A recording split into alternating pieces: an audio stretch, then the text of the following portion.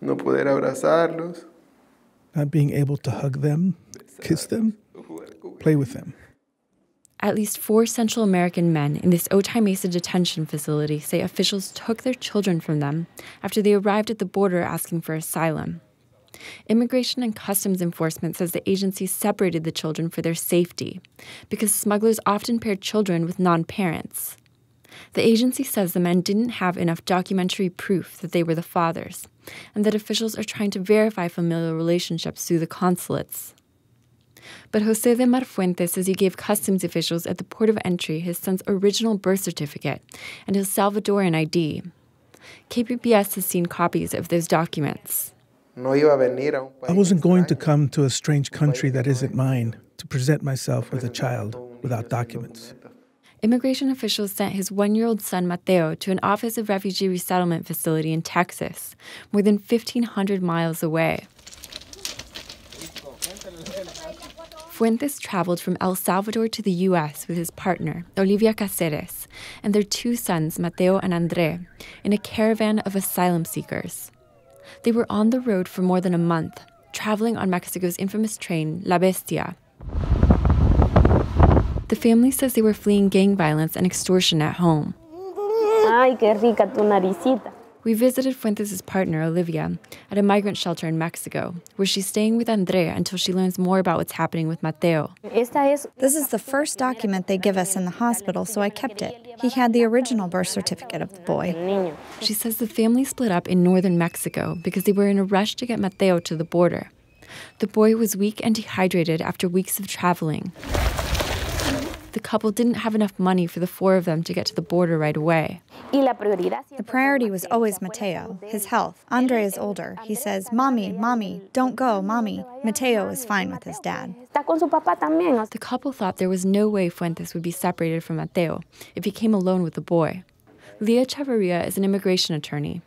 She says families seeking asylum are less likely to be released on parole under the Trump administration.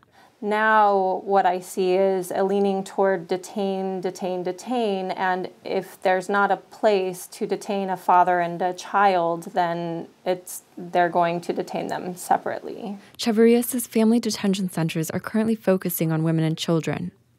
She says the separation adds to the traumas of violence they're fleeing in Central America.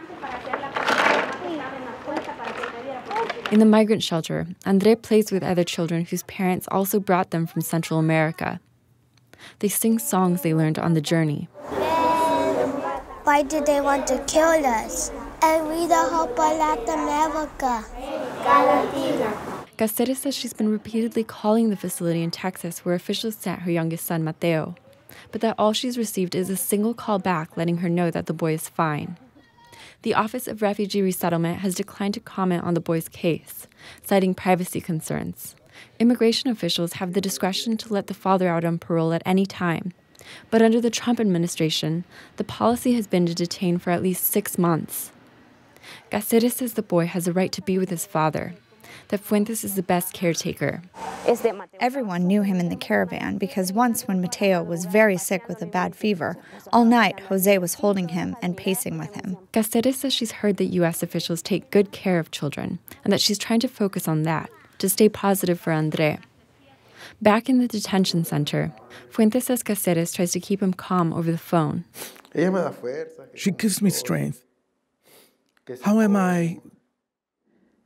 Do I eat?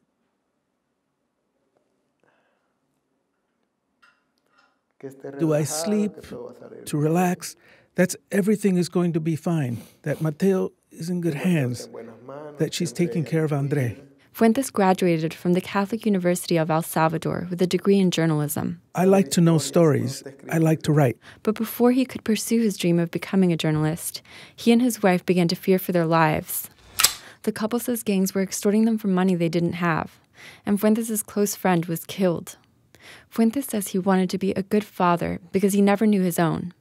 He was raised by his mother, who died a few days before he graduated. She told me she was proud of me. It's sad to have the family fragmented. One person in one place, my mother in the sky. My son I don't know where. Olivia with André.